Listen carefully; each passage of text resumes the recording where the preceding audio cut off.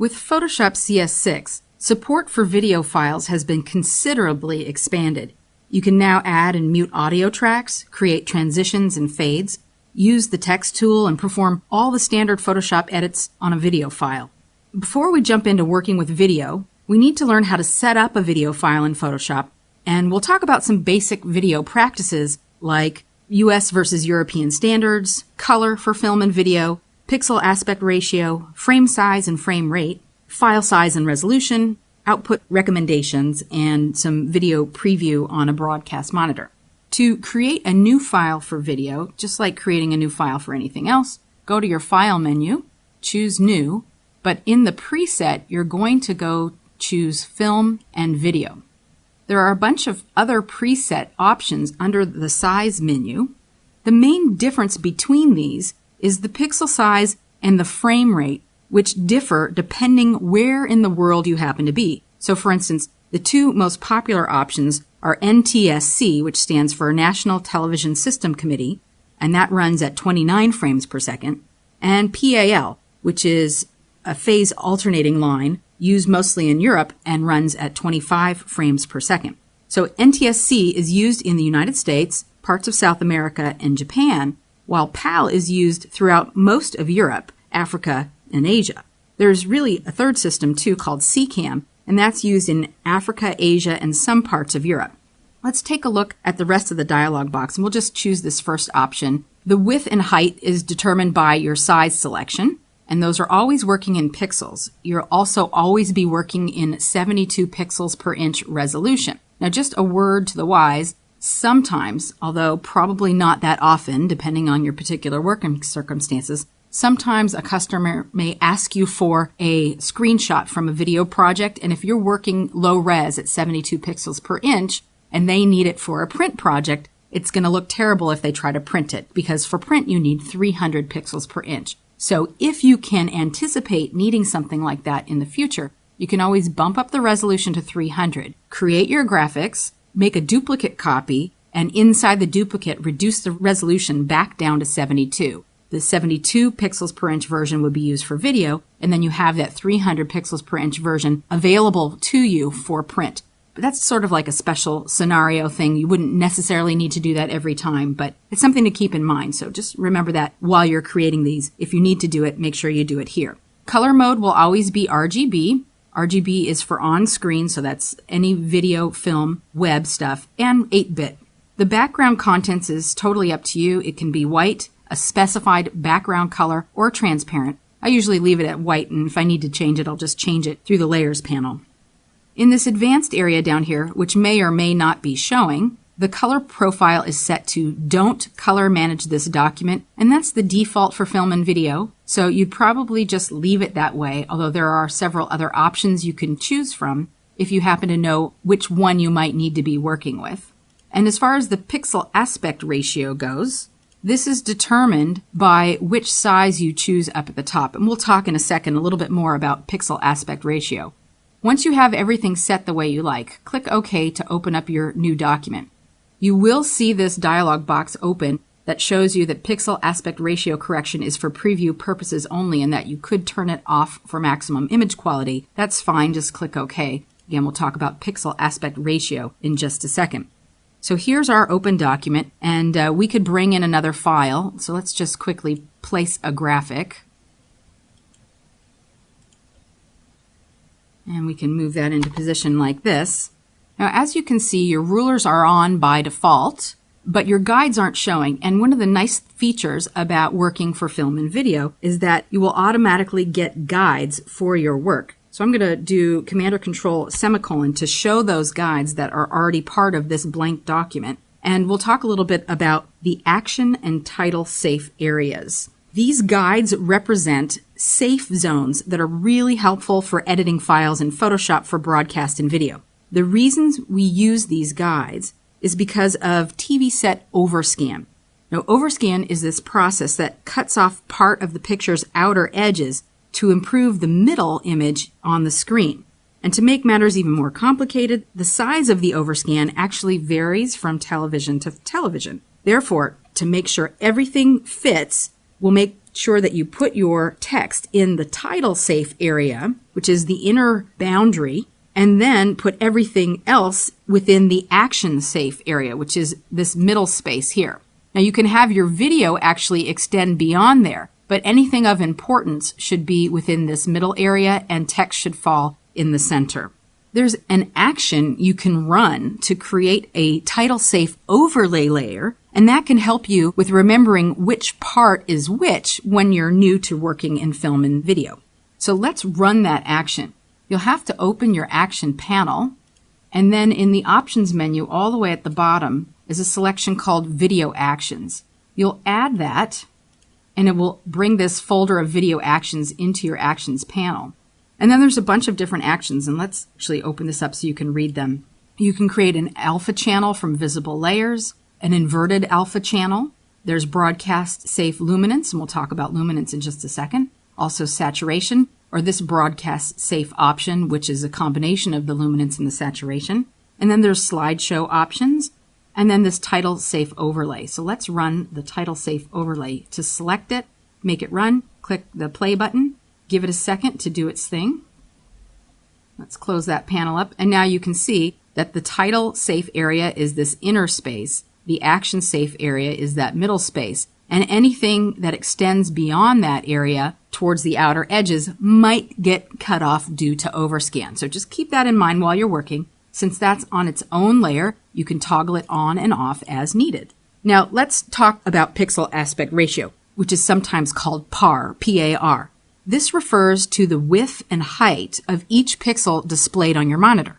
Now, most digital imaging systems use square grids with a pixel aspect ratio, or PAR, of 1:1. However, in video, especially on some standard definition formats of digital TV, DVD, and video, the PAR uses non-square pixels. Now, Photoshop has a list of the most common formats that you'll be likely to use, and these can be found under the View Pixel Aspect Ratio menu, like so. So you could toggle between those if you need to. Now, also here is this option called Pixel Aspect Ratio Correction, and that goes on by default, so that while you're working in Photoshop on video and film files, you're going to see square pixels, even though you're actually working with non-square pixels. So as long as you let it stay on and continue working with it, your squares will look like squares rather than rectangles when you're drawing. Let's talk now about supported video file formats. In Photoshop Extended, you can open up the following file types and image sequence formats. There's MPEG-1 and MPEG-4, MOV files, AVI, FLV, that's your flash video. We got MPEG-2s, BMP, which is bitmap, DICOM, JPEG, OpenEXR, PNG or PNG files, PSD, which is your Photoshop files, Targa, TIFF, Cineon, and JPEG 2000. Now, in film and video, color gets a little more complicated. On a TV screen, colors really tend to shift somewhat, and we also need to be careful that our colors fall within a safe brightness range for television. All this technical stuff can be confusing when you're first starting to work with video, so for now, just remember to use RGB for all your video projects and ensure that your work falls within broadcast-safe levels of luminance and saturation. There are 3 ways that you can do this in Photoshop. The first way is to select your topmost layer in your Layers panel, and you'll add a Levels Adjustment layer.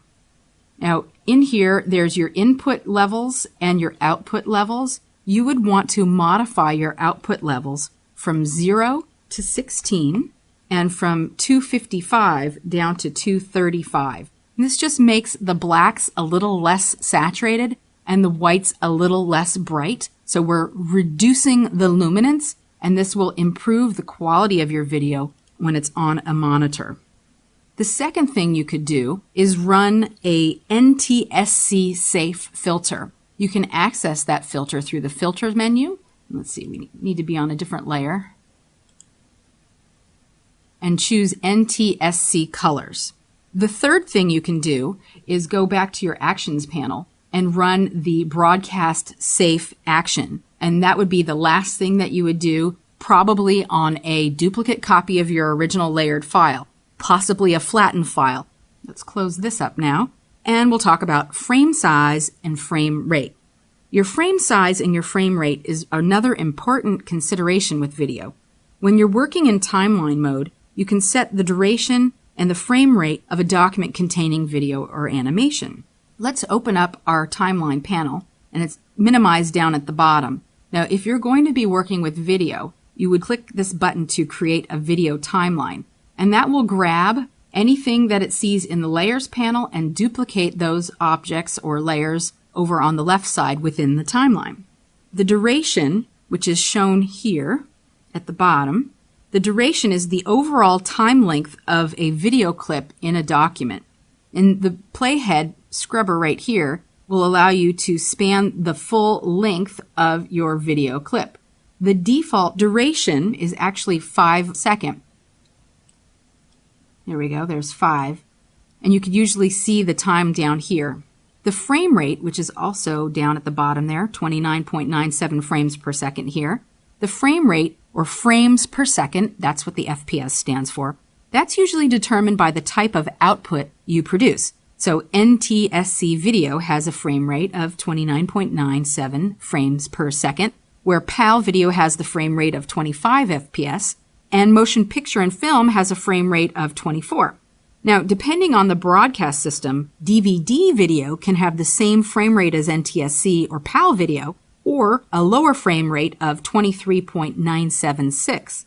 Video intended for CD-ROM or the web typically has a frame rate as low as 10 to 15 frames per second. If you need to change the frame rate, you'll choose the timeline frame rate from the timeline panel options menu right here. To set the timeline frame rate, you can choose any of these presets from the drop-down menu, or if what you need isn't in here, you can type in that changed number and then click OK. Just going to click Cancel. Now, if you need to change the duration of your video, you can grab any of these layers that are visible. Click here at the end and drag to the right, and this will extend the timeline. Notice that it says end in duration. That is how long the timeline should be. So if you knew you needed to go to 5:15, just drag it to here and release, and now you have effectively extended the timeline for this particular video clip. Now, when it comes to output, the file type often depends on your nonlinear editor, or NLE. Most NLEs require flattened artwork. For this reason, you should always save your original layered file as a Photoshop PSD file. Then make a duplicate of it. So let's say this is the file that is all finished. We're ready to render the video. You would go to the image menu and choose duplicate. And I would usually call this one the same name as my original, with the underscore flattened, so that I know which one is my original and which one is my flattened version. Then I can flatten all of my layers through this menu here, flatten image, like so. So now I have a flattened version, and then I would go to save through the file menu, file save or file save as, and choose my file format. The most common file types used for NLEs are PICT, Targa, and Ping24. Now, as far as previewing your work in a monitor through FireWire, you'll need to use the 32-bit version of Photoshop to access the video preview plugin. You can find instructions about working with the video monitor on Adobe's help.adobe.com website by searching for the keywords previewing video and animation in their Photoshop help files area. The reason you would want to preview your work on a monitor before you turn it in is to check that the luminance values you have are accurate, so you're not dropping out any black or white areas, and that your font sizes are readable. With regard to fonts for video projects, print and web fonts tend to be in the readable size range of about 9 to 26 points. By contrast, though, video, people tend to look at their monitors from, 5 to up to 20 feet away from the screen. So this means that your fonts need to be much larger than you're probably used to working with. So while working, it's actually really important to be able to step away like 6 to 8 feet and look at your broadcast monitor to see if your fonts are readable. Also keep your audience in mind and size your fonts accordingly. So let's talk for a minute more about fonts. We're going to add some text to this file. Let me grab my type tool. And we'll make the font a little bit bigger so that you can see it. And we'll also make it a color that you can see.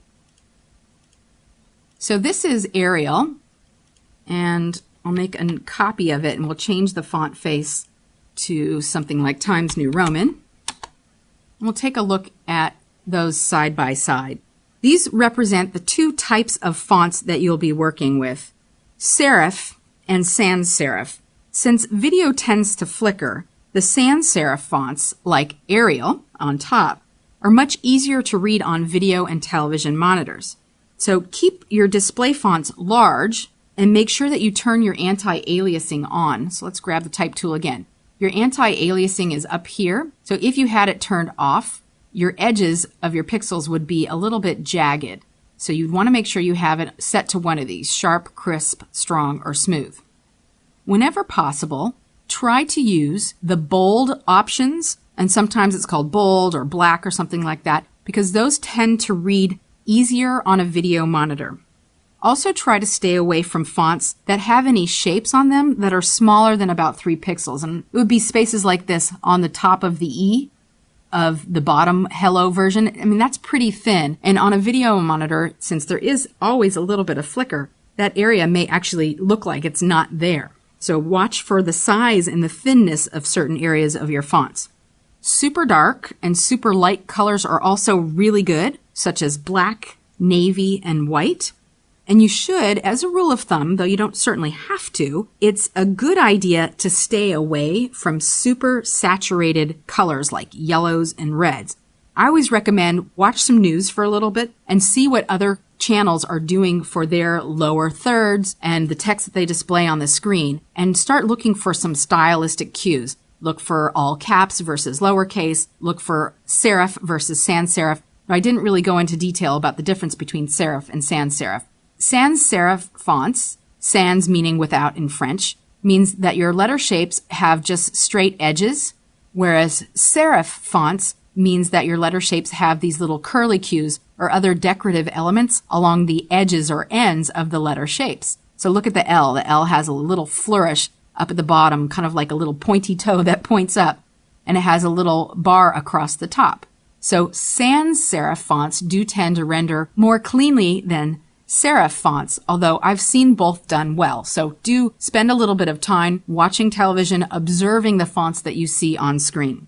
For a professional looking layout, try not to use more than 2 fonts per display. Some professionals also advise staying away from all caps, though I think that's a personal preference and something that you can use or not use depending on your particular situation. Also pay attention to the spacing between your letters. Now, some fonts have really nice kerning, which is the spacing between letters, and others might need to be modified a little bit. So for instance, let's make this all lowercase. Oh, actually, I think the font itself might have all caps turned on. Yes, it does. There we go. We'll make that a capital letter H. So the space between the E and the H is a little bit wide, and you can kern those together or move the space together by placing your cursor in between the 2 letters, holding down your Alt or Option key, and then using your left arrow to tighten up the space. You could increase the space by holding down your Alt or Option key and clicking your right arrow.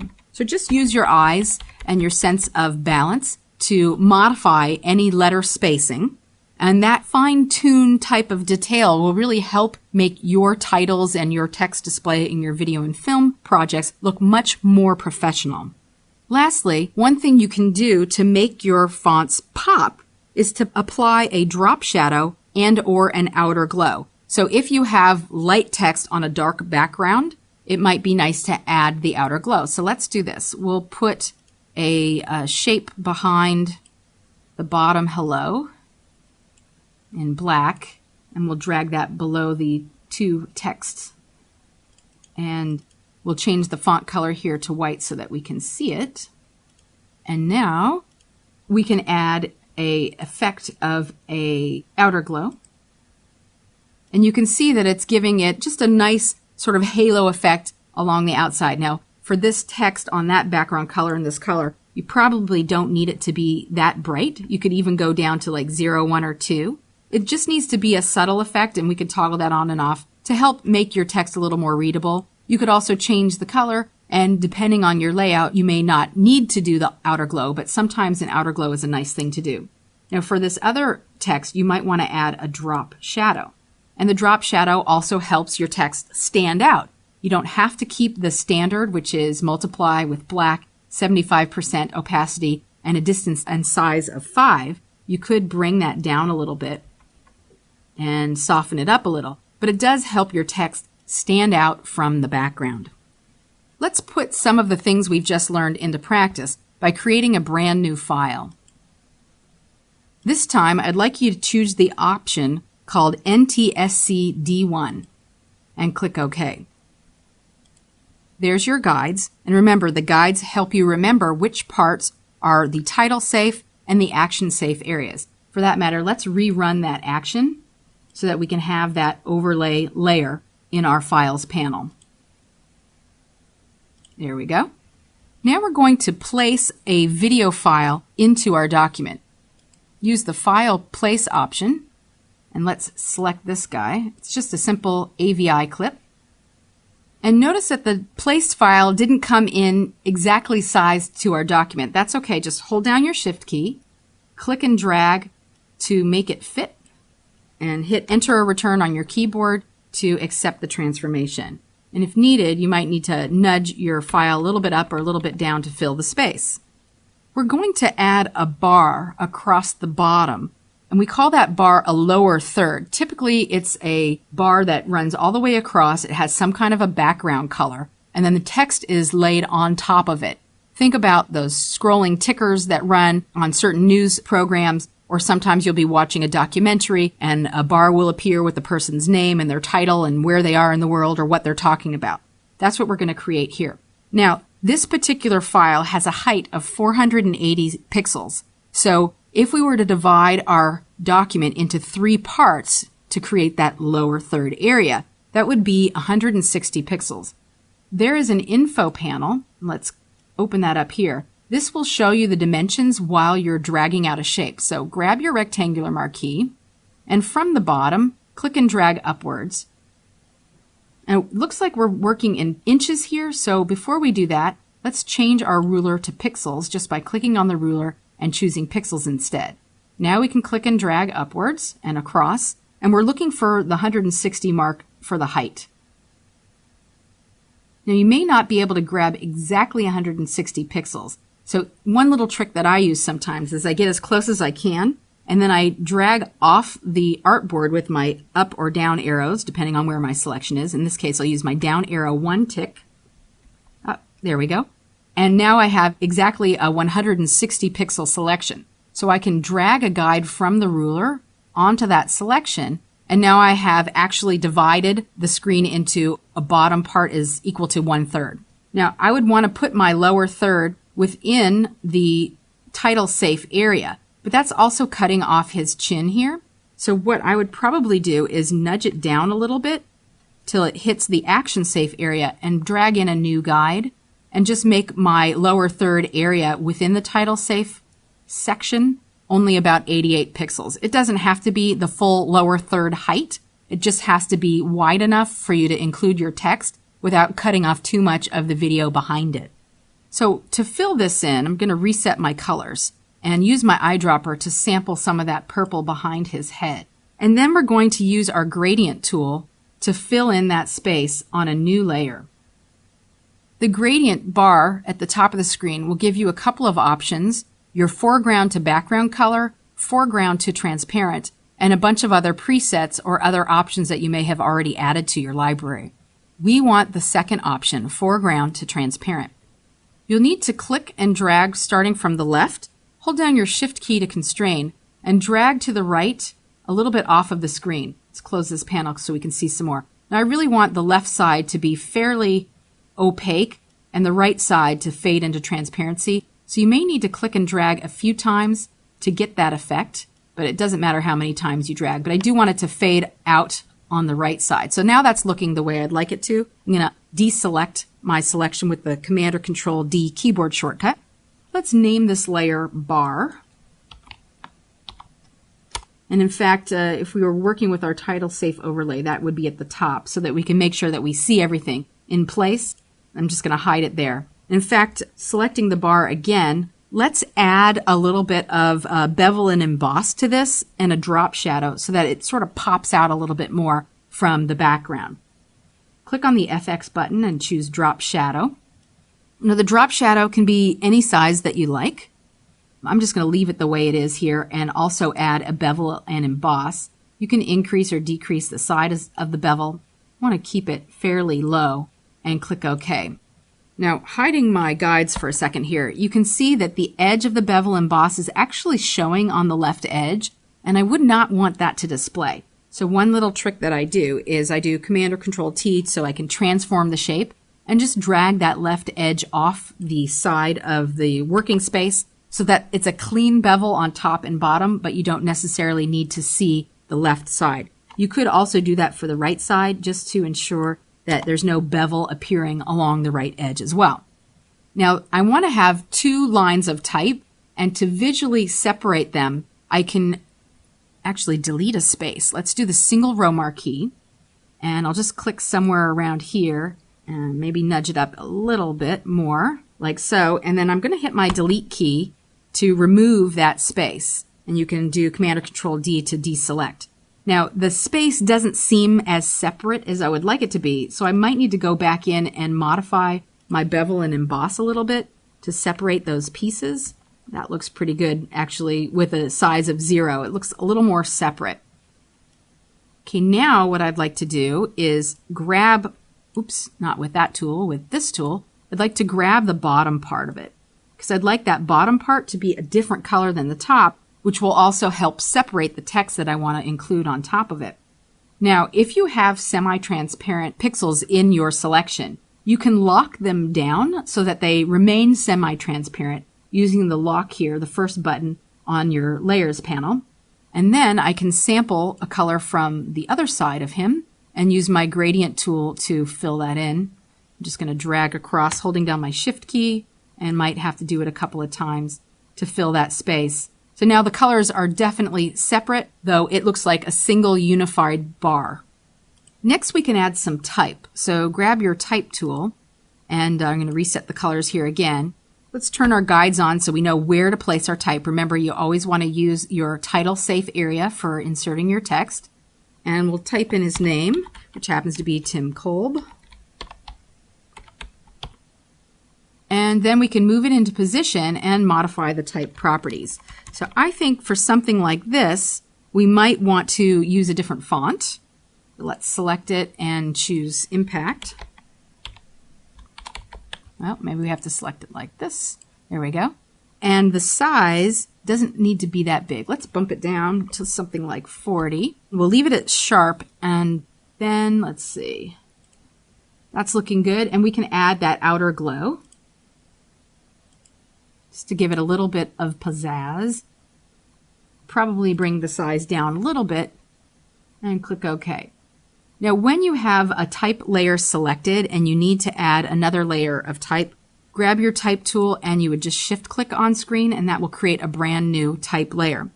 So for this one, we can type in something like Adobe CS6 Production Premium. And we'll select all of it by double-clicking the thumbnail and bring the font size down. This does not need to be that big, so also let's use Arial. So you can use up to 2 fonts. Let's make the text white and drag it into position over here. It's snapping to my guides, which I love, and then all I have to do is nudge it up into position. Let's hide our guides again. I also like to always ensure that my type is left aligned with other type blocks. So I'm going to select both layers and use my left align option here to really make sure that they're absolutely left aligned. That CS6 production layer can be nudged up just ever so slightly, and I think I'll add a drop shadow to that guy just so it stands out. Make the size a little bit smaller and the distance a little bit closer just so that we can see it, like so. All right, so now we have our artwork ready to go. And all we would need to do is save this as a layered file. So File, Save. We can call it Tim Kolb, and we'll save it with the .psd file extension. Click Save in the desired location, click OK, and then you're done.